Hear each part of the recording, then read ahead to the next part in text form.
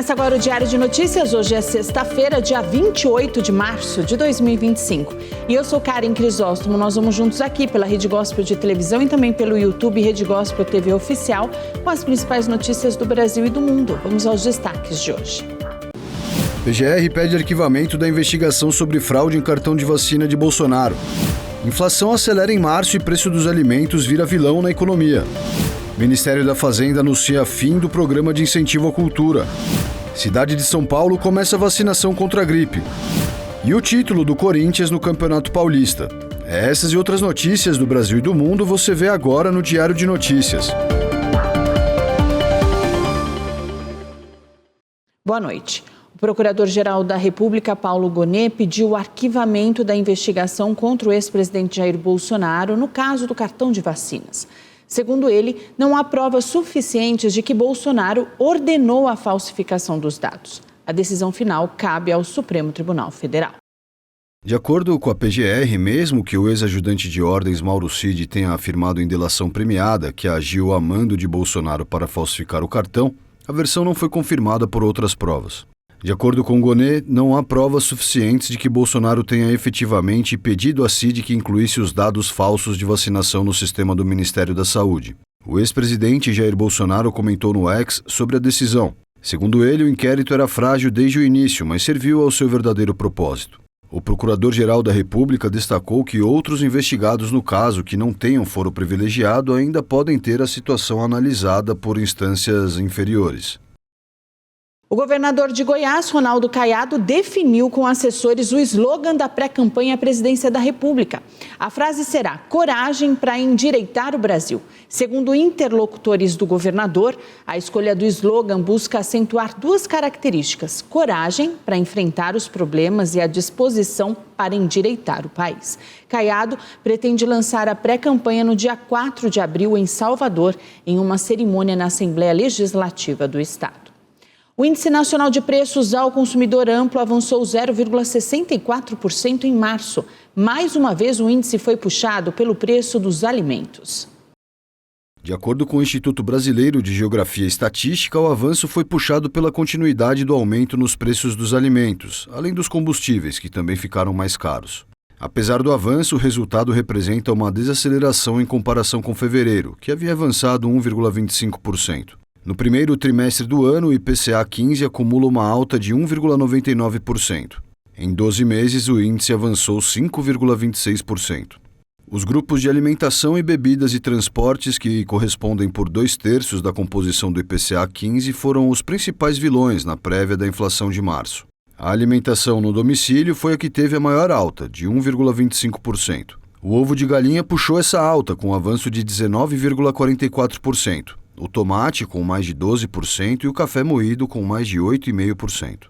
Além disso, o IBGE também destaca a forte alta de 7,42% nos preços do cinema, teatro e concertos, devidos ao fim da Semana do Cinema em fevereiro, que promoveu uma série de descontos aos consumidores.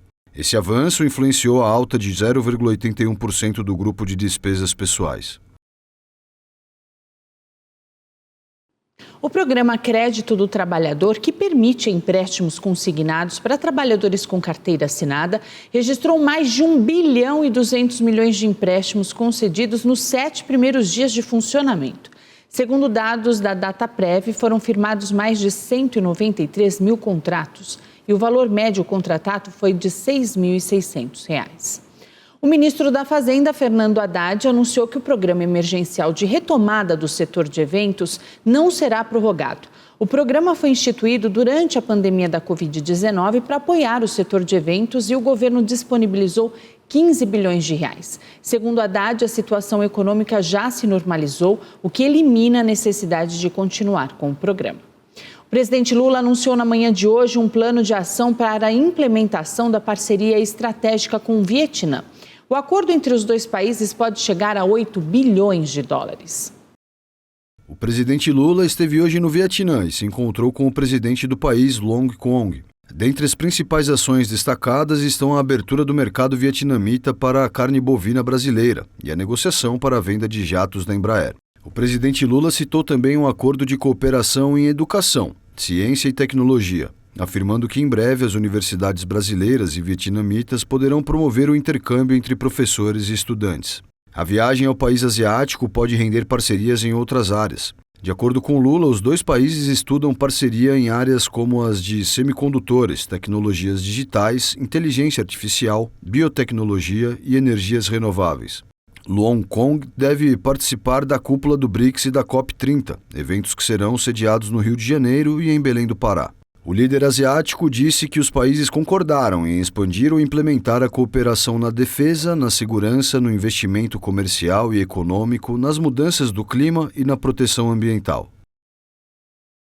O presidente Lula indicou o ex-ministro da Fazenda Guido Mantega para o Conselho Fiscal da Eletrobras e nomeou outros 3 representantes para o Conselho de Administração. Mantega também enfrenta restrições legais. Em 2016, ele foi inabilitado pelo Tribunal de Contas da União por conta do envolvimento nas pedaladas fiscais que levaram ao impeachment de Dilma Rousseff. As indicações de Lula ainda precisam do aval dos acionistas da empresa. Os países europeus aliados de Kiev descartaram a suspensão das sanções contra a Rússia e avançaram nos planos de enviar tropas à Ucrânia para garantir um possível acordo de paz. As sanções à Rússia serão mantidas e os planos de enviar tropas à Ucrânia para garantir um eventual acordo de paz, ainda que sem consenso, seguem no horizonte. Cerca de 30 líderes europeus discutiram as garantias de segurança que a Europa poderia fornecer à Ucrânia no caso de um acordo de paz com a Rússia. O presidente francês Emmanuel Macron afirmou que vários países europeus estão dispostos a enviar tropas à Ucrânia para garantir o respeito a um eventual acordo de paz e deu detalhes sobre o que esses militares fariam no terreno. Elles n'ont pas vocation à être des forces qui se substituent aux armées ukrainiennes. Elas não se destinam a substituir os exércitos ucranianos, mas seriam forças de alguns Estados-membros, já que não há unanimidade sobre esse ponto. Alguns estados não têm capacidade para fazer isso, outros podem ter o contexto político ou o acordo para fazê-lo. Mas essas seriam forças presentes em locais estratégicos pré-identificados dos ucranianos, oferecendo apoio de longo prazo, garantias para os europeus e servindo como um impedimento contra uma potencial agressão russa. De dissuasion à l'égard d'une potentielle agression russe. O presidente da Croácia, Zoran Milanovic, e a primeira-ministra italiana, Giorgia Meloni, já garantiram que seus países se recusam a enviar soldados para a Ucrânia. Após o presidente americano Donald Trump quebrar o isolamento ocidental à Rússia e abrir conversas para mediar um cessar-fogo, o presidente ucraniano Volodymyr Zelensky disse: Українська позиція дуже чітка. A posição ucraniana é muito clara, de que a Europa deve estar na mesa de negociações para acabar com a guerra. É uma obrigação. Não consideramos alternativas. Esta é a nossa posição clara. A Europa é muito grande e deve ter uma representação clara nesta mesa de negociações. Вона має мати чітке представництво за цим столом перемов. O presidente ucraniano também disse que gostaria que o governo americano fosse mais forte diante de Moscou e o instou a reagir diante dos novos ataques russos que representam, em sua opinião, uma violação do compromisso de não atacar alvos energéticos ucranianos.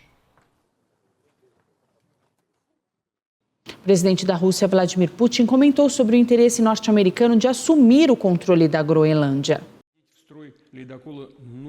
O presidente russo Vladimir Putin disse que considera sérios os planos dos Estados Unidos de anexar a Groenlândia. Durante um fórum do Ártico na cidade de Murmansk, Putin comentou o desejo do colega americano Donald Trump de tomar o controle da ilha dinamarquesa.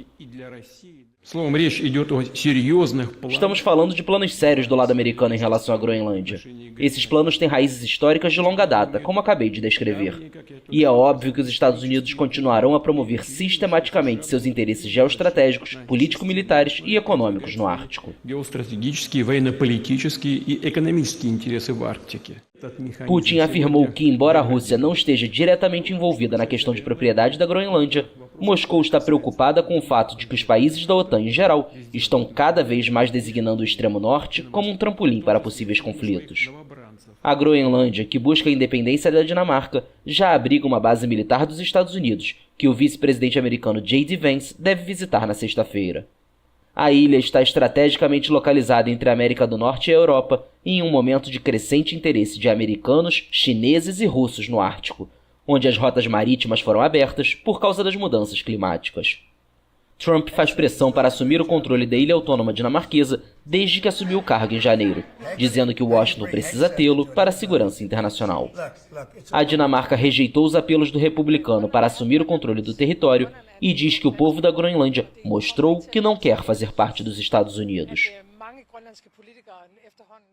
E falando em Groenlândia, desde que voltou ao poder, Donald Trump insiste em tomar o território dinamarquês.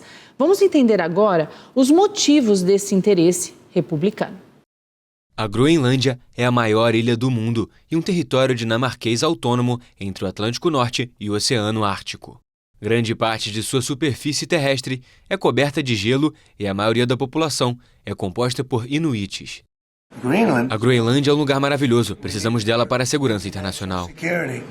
Em meio ao interesse do presidente americano Donald Trump, a Casa Branca confirmou que uma delegação dos Estados Unidos vai visitar o território ártico esta semana.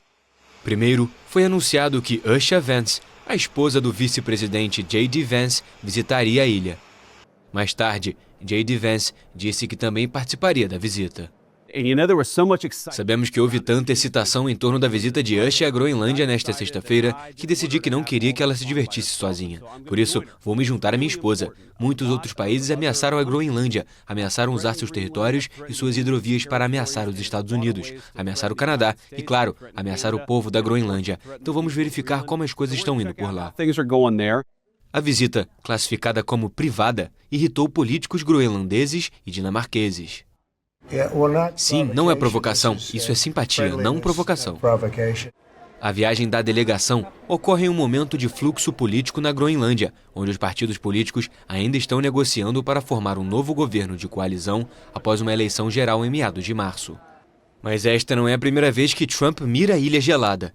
Durante seu primeiro mandato, o republicano disse que desejava comprar a Groenlândia. O território autônomo dinamarquês detém enormes reservas minerais e de petróleo inexploradas. Agora que as plataformas de gelo estão derretendo rapidamente devido às mudanças climáticas, a Groenlândia se tornou ainda mais atrativa. Eu diria que o momento está se tornando certo, e a razão pela qual está se tornando certo é porque muitos desses depósitos que temos são realmente cruciais para fazer essa transição verde. Eles são super importantes. A Groenlândia está estrategicamente situada entre a América do Norte e a Europa. A localização coloca o território na rota mais curta para mísseis entre a Rússia e os Estados Unidos. O interesse da China e da Rússia também cresce na região à medida que as rotas marítimas se abrem devido ao derretimento do gelo. Navios dos dois países são frequentemente encontrados nas águas da Groenlândia. Precisamos da região para a segurança internacional, não apenas para a nossa segurança, mas internacional. Temos muitos dos nossos jogadores favoritos navegando pela costa. Neste momento, o único país que ameaça a Groenlândia, na verdade, são os Estados Unidos. Se J.D. Vance quis dizer China ou Rússia, eles não estão ameaçando a Groenlândia. Eles não têm nenhum interesse em atacar a Groenlândia. Isso é muito importante enfatizar. A primeira-ministra dinamarquesa, Mette Frederiksen, criticou Trump por colocar uma pressão inaceitável, tanto no território quanto em seu país. A Groenlândia pretende se tornar totalmente independente de Copenhague, tendo acusado a Dinamarca de historicamente suprimir a cultura do território, realizar esterilizações forçadas e remover crianças de suas famílias. É claro que queremos ter independência da Dinamarca, porque somos vistos como pessoas de nível inferior pelo povo dinamarquês. Mas sobre Trump, não sei, não estamos à venda.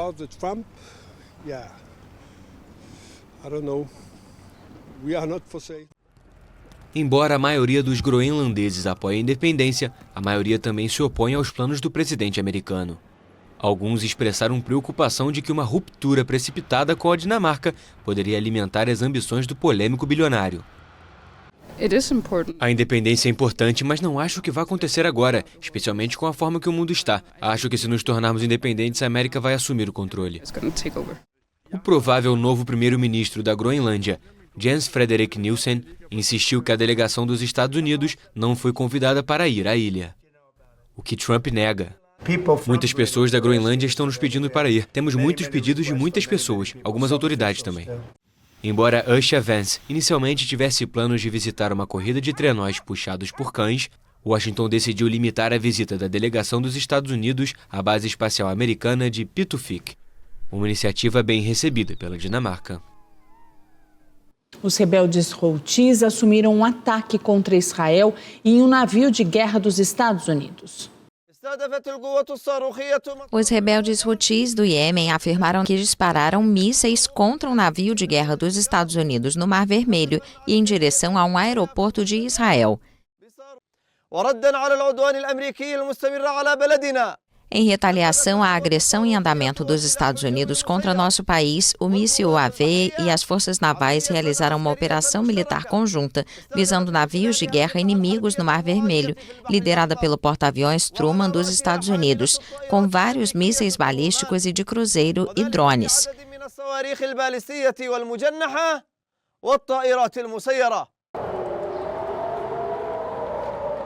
O anúncio dos rebeldes veio logo após o exército israelense dizer que interceptou projéteis do Iêmen. Os Houthis disseram que a operação atingiu o objetivo com sucesso. Os rebeldes relataram 2 mortos e 2 feridos em uma série de ataques aéreos realizados, segundo eles, pelos Estados Unidos ao redor da capital Sanaa. De acordo com a rede dos Houthis, Al-Mazirah, cerca de 20 ataques foram realizados na região de Sanaa, ao norte e ao sul da capital. Os Estados Unidos, aliados de Israel, anunciaram em 15 de março uma operação militar contra os Houthis para impedi-los de atacar navios no Mar Vermelho e no Golfo de Aden, uma zona marítima crucial para o comércio global. Desde o início da guerra em Gaza, desencadeada pelo ataque sem precedentes do movimento islamista palestino Hamas contra Israel em 7 de outubro de 2023, os Houthis alegam agir em solidariedade aos palestinos, atacando Israel e embarcações aliadas. O líder norte-coreano Kim Jong-un supervisionou testes de novos drones assassinos. O líder norte-coreano Kim Jong-un supervisionou o teste de novos drones suicidas e de reconhecimento que incluem tecnologia de inteligência artificial. A Coreia do Norte apresentou em agosto do ano passado seus drones de ataque. A agência oficial norte-coreana KCNA indicou que Kim avaliou o desempenho dos equipamentos e aprovou um plano para expandir a capacidade de produção. A agência informou que os novos aparelhos de reconhecimento estratégico têm a capacidade de rastrear e monitorar diferentes objetivos estratégicos e as atividades em terra e mar das forças inimigas. Analistas afirmam que o desenvolvimento armamentista pode estar ligado à crescente aliança com a Rússia. O país asiático fechado ratificou um acordo de defesa com Moscou e foi acusado de enviar milhares de soldados à Rússia para apoiar sua guerra na Ucrânia. As Forças Armadas da Coreia do Sul informaram que o Norte enviou este ano outros 3.000 soldados à Rússia para apoiar o Kremlin na Ucrânia. A Coreia do Norte teria enviado inicialmente 11.000 soldados à Rússia e algumas análises apontam que 4.000 deles teriam morrido nos combates. Seul também alertou sobre a possível transferência de tecnologia militar russa para a Coreia do Norte, em troca do apoio com soldados e armas para a guerra contra a Ucrânia.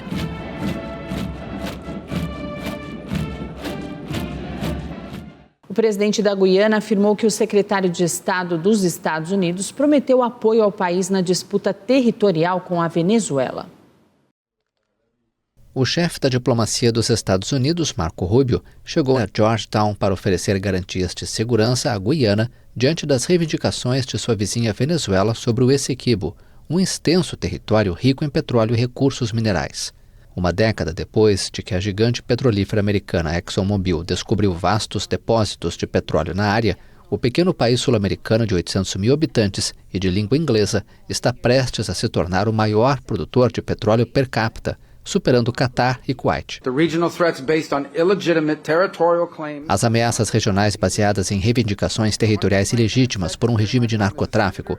Eu quero ser franco, eu disse isso durante meu tempo como senador e tenho plena confiança em dizer isso agora como secretário de Estado. Haverá consequências para o aventureirismo, haverá consequências para ações agressivas e é por isso que nossa parceria é importante a esse respeito. O presidente da Guiana, Irfan Ali, disse que Marco Rubio prometeu o apoio do governo americano na disputa territorial com a Venezuela. I am very pleased at the reassurance of the U.S. in ensuring the safeguard Estou muito satisfeito com a garantia dos Estados Unidos em assegurar a salvaguarda de nossa integridade territorial e soberania. Nossa parceria e compromisso conjunto com a salvaguarda desta região de todas as forças disruptivas são essenciais para a manutenção da democracia e a adesão ao Estado de Direito. As ameaças da Venezuela foram discutidas especificamente. Were specifically discussed. Their blatant violation of the ICJ order and Argyll Declaration were noted. O Essequibo, região de 160 mil quilômetros quadrados, administrada pela Guiana, que ocupa 2/3 do seu território, é reivindicado por Caracas, em uma disputa limítrofe centenária. E claro que a Venezuela reagiu a essa possibilidade. Nicolás Maduro chamou o secretário americano Marco Rubio de imbecil. A Venezuela reagiu sobre as advertências do chefe da diplomacia americana Marco Rubio. O secretário de Estado americano disse à Venezuela que um ataque contra a Guiana no contexto da disputa territorial por Essequibo, uma região rica em petróleo, não terminaria bem e insinuou o uso da força militar. O chanceler da Venezuela, Ivan Gil, qualificou de bravatas as advertências do chefe da diplomacia americana. Já o presidente Nicolás Maduro chamou Marco Rubio de imbecil. Em viagem pelo Caribe, Rubio visitou Georgetown para dar apoio à Guiana frente às reivindicações da Venezuela sobre o Essequibo, uma área de 160 mil quilômetros quadrados, que representa 2/3 do território da Guiana. A disputa fronteiriça centenária se intensificou quando a gigante americana ExxonMobil descobriu, há uma década, vastos depósitos de petróleo em suas águas. Dados do Departamento de Comércio dos Estados Unidos revelaram que a economia do país cresceu mais do que o anunciado. A economia dos Estados Unidos subiu mais do que o anunciado anteriormente no último trimestre do ano passado. A maior economia do planeta cresceu 2,4% ao ano em outubro, novembro e dezembro de 2024, diante dos 2,3% informados anteriormente, de acordo com o Departamento de Comércio. A economia dos Estados Unidos se mostrou resiliente diante das altas taxas de juros dos últimos tempos, já que os consumidores continuaram gastando e o mercado de trabalho se manteve relativamente estável. Apesar disso, há temores sobre os efeitos do leque de tarifas impostas ou anunciadas pelo presidente Donald Trump. A imposição de tarifas sacudiu os mercados financeiros, enquanto a confiança do consumidor caiu nos últimos meses. Apesar da leve melhora, a taxa deste período é inferior à registrada no terceiro trimestre, período em que a economia disparou, com crescimento de 3,1% em um ano. Um terremoto abalou Mianmar e a Tailândia nesta sexta-feira e deixou ao menos 140 mortos. Vídeos divulgados nas redes sociais mostram estradas destruídas e um prédio caindo. Um terremoto de 7,7 graus de magnitude sacudiu nesta sexta-feira Mianmar. A junta militar que governa o país decretou estado de emergência em 6 regiões. Os efeitos do fenômeno foram sentidos na China e na Tailândia, onde as autoridades também decretaram estado de emergência. O Centro Geológico dos Estados Unidos informou que o epicentro do tremor foi localizado a 16 quilômetros da cidade de Sagang, em Mianmar, a uma profundidade de 10 quilômetros, pouco antes da 1 da tarde no horário local. O terremoto foi seguido por um tremor secundário de 6,4 graus de magnitude na mesma região, poucos minutos depois, também a uma profundidade superficial de 10 quilômetros. O sismo atingiu com força o norte da Tailândia e também a capital Bangkok, a quase 1.000 quilômetros de distância do epicentro. As autoridades tailandesas decretaram estado de emergência na capital, onde o terremoto provocou muitos danos e o balanço de vítimas ainda é desconhecido. Também em Bangkok, um edifício em construção de mais de 30 andares desabou e pelo menos 43 operários ficaram presos nos escombros. Na capital tailandesa, prédios de escritórios e estabelecimentos comerciais foram rapidamente evacuados diante da potência do terremoto e algumas linhas de trem e metrô suspenderam as viagens. Os terremotos em Mianmar são relativamente frequentes. Entre 1930 e 1956, 6 tremores com magnitude 7 ou superior foram registrados na falha de Sagang, que percorre o centro do país. O ritmo vertiginoso de desenvolvimento das cidades birmanesas, combinado com infraestruturas precárias e um planejamento urbanístico deficiente, torna o país vulnerável a terremotos e outros desastres. Após as ameaças de Donald Trump de retomar o Canal do Panamá, o presidente panamenho José Raul afirmou que o país não vai voltar a ter bases militares americanas. O presidente do Panamá, José Raul Molino, disse que o país não voltará a ter bases militares dos Estados Unidos. O anúncio foi uma resposta às versões alimentadas pela ameaça de Donald Trump de retomar o canal interoceânico. Acreditem que não haverá bases militares de nenhuma potência, seja os Estados Unidos ou qualquer outra parte do mundo. O Tratado de Neutralidade é respeitado e o único país com direito a ter uma presença militar no Panamá ou bases de segurança militar no Panamá é a nossa República, a República do Panamá. A tensão com os Estados Unidos começou em dezembro, quando Trump assegurou que vai recuperar o canal construído pelos Estados Unidos e inaugurado em 1914. O republicano também disse que, se for preciso, usará força para esse fim e denunciou uma suposta interferência chinesa na gestão da hidrovia, o que o Panamá nega. Meu governo não pode ir contra a história. Este país lutou para desmantelar as bases militares dos Estados Unidos em nosso território.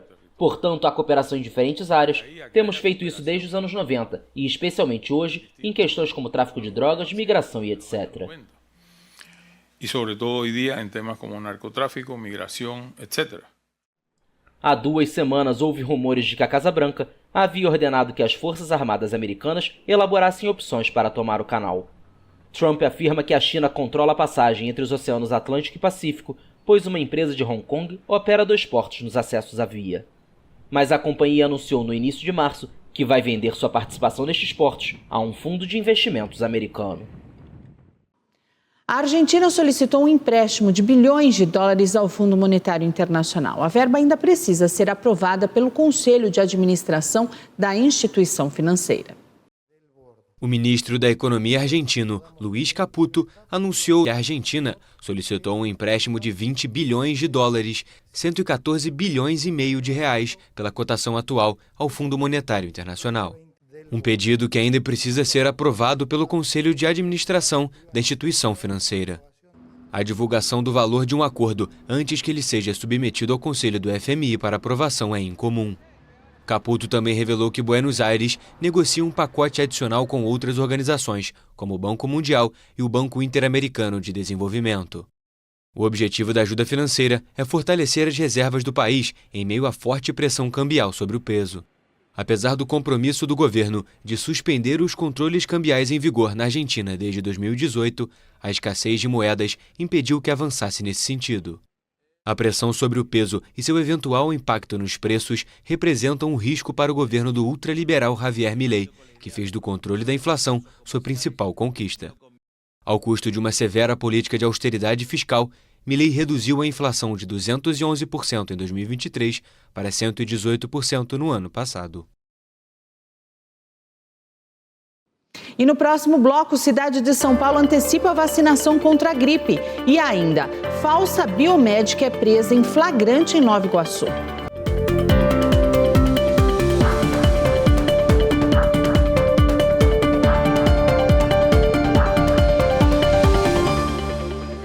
Começou hoje em São Paulo a campanha de vacinação contra a gripe.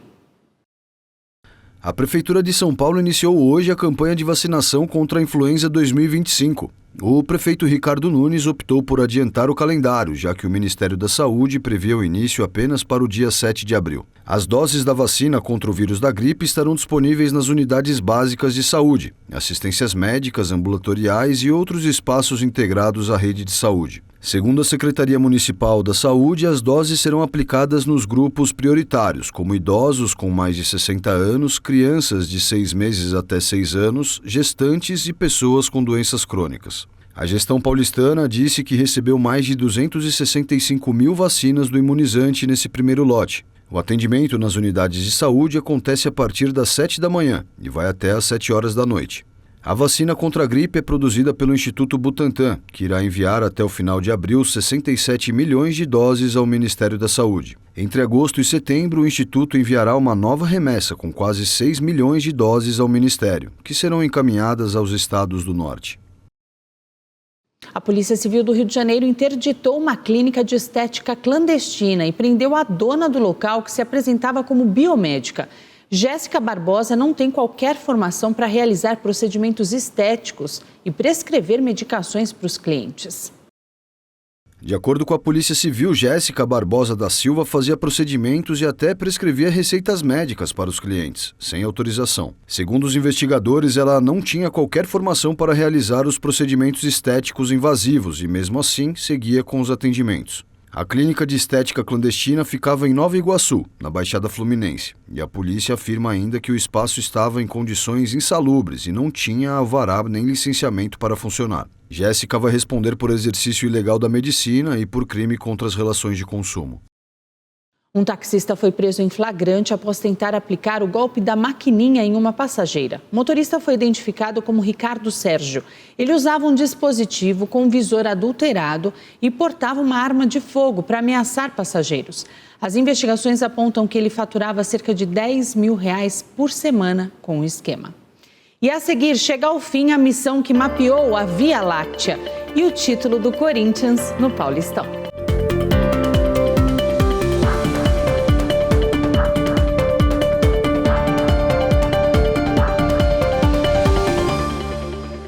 A superfície congelada do Ártico registrou um recuo inédito este ano. A redução do gelo marinho altera os padrões meteorológicos devido à perturbação das correntes oceânicas e ameaça os ecossistemas do mar.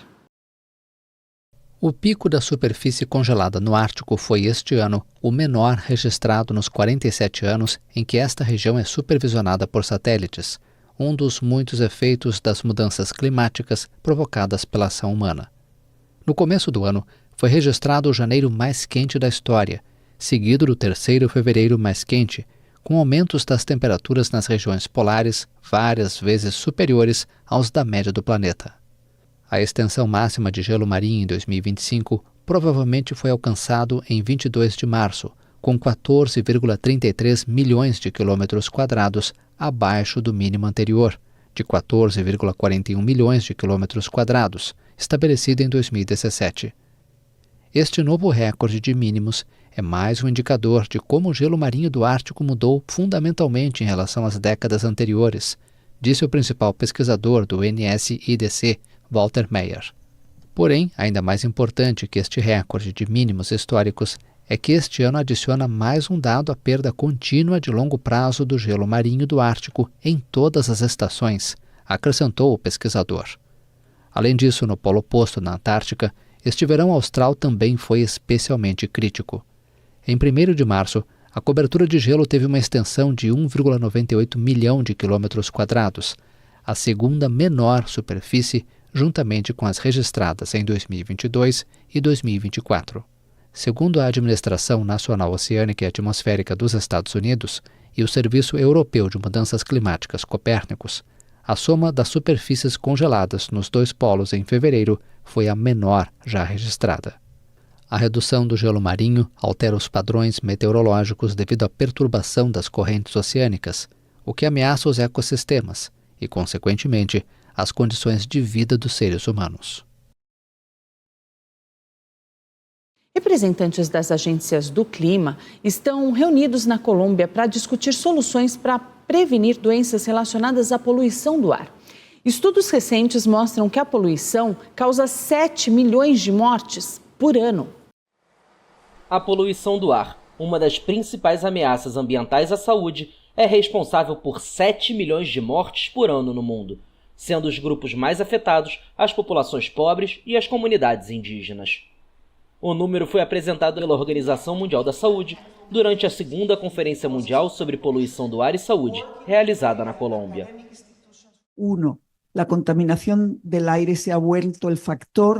A poluição do ar tornou-se o fator de risco mais importante para a saúde em termos das doenças que gera. E a poluição do ar é o 2º fator de risco que causa mais mortes, somente atrás da hipertensão arterial. O número 2, solo depois da hipertensão arterial. A conferência serviu para buscar soluções para prevenir doenças relacionadas à poluição e medidas para enfrentar a crise climática.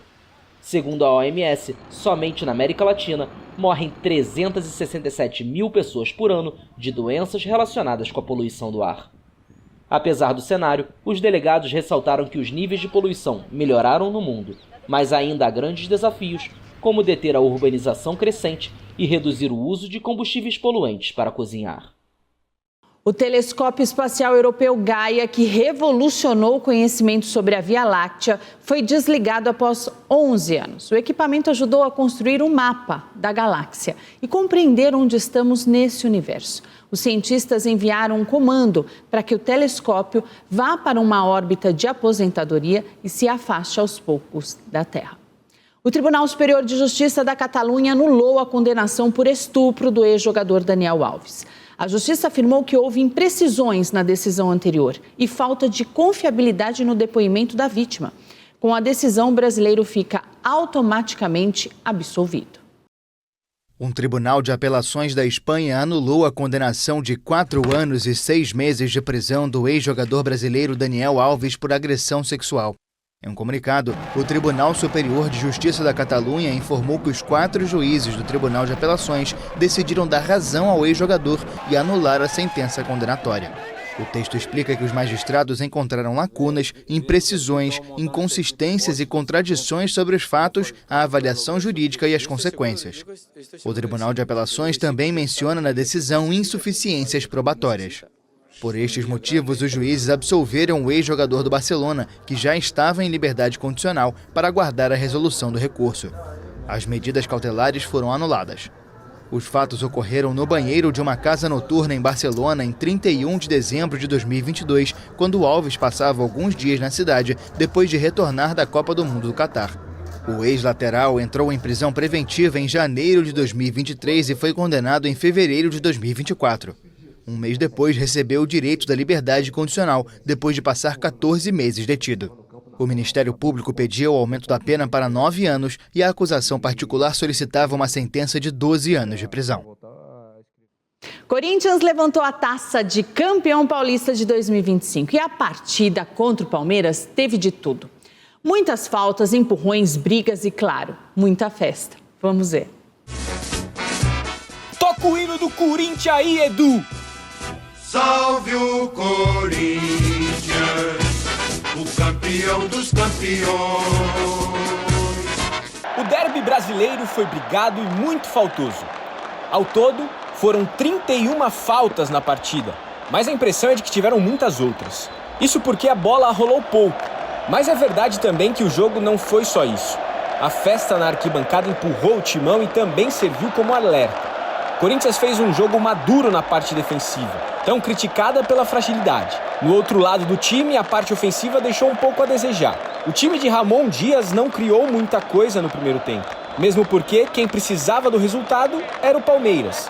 E por isso ficou mais tempo com a bola. No primeiro tempo, o único lance que chamou a atenção foi esse chute de canhota do Rodrigo Garro, aos 26 minutos.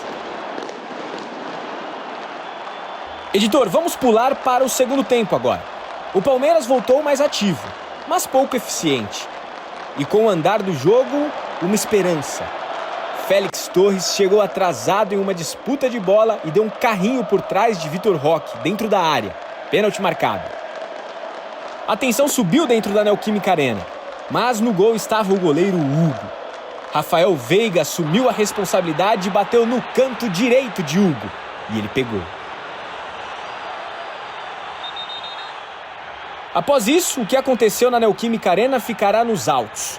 O Corinthians recuou, a torcida acendeu os sinalizadores, bombas foram jogadas para dentro do gramado e ainda teve tempo para briga.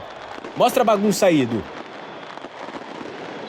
E olha que tudo isso começou após Memphis Depay pisar na bola. O que se viu depois de muita catimba e então o apito final. Após 6 anos, o Corinthians saiu da fila e voltou a levantar uma taça de campeão. E a cúpula da CBF decidiu por demitir na tarde de hoje o técnico Dorival Júnior. A informação foi confirmada em nota pela organizadora do futebol nacional. A decisão aconteceu após os recentes resultados negativos e também a instabilidade da seleção nas partidas das eliminatórias da Copa do Mundo de 2026. E o estopim de tudo isso foi a partida contra a Argentina, onde o Brasil perdeu por 4-1. E o Diário de Notícias desta sexta-feira fica por aqui. Eu desejo a todos vocês um final de semana abençoado. Não esqueça que amanhã tem Marcha para Jesus em Francisco Morato e tem um encontro na Renascer Vila Matilde Mais que Ver com Bispa Sônia Hernandes e Bispa Fernanda Hernandes. A agenda completa está disponível aqui no nosso site. Domingo, celebração da família às 8 às 10 da manhã, às 4 da tarde, às 6 da noite. Bispa Fernanda Hernandes ministra às 10 horas da manhã na Renascer Osasco. Apóstolo Esteva em Alphaville, Bispa Sônia no Renascer Hall Sede. Todos os nossos pastores e bispos de portas abertas para te receber. Venha ter com a gente um final de semana abençoadíssimo. Segunda-feira eu estou de volta a partir das 7 com as principais notícias do Brasil e do mundo. Até lá.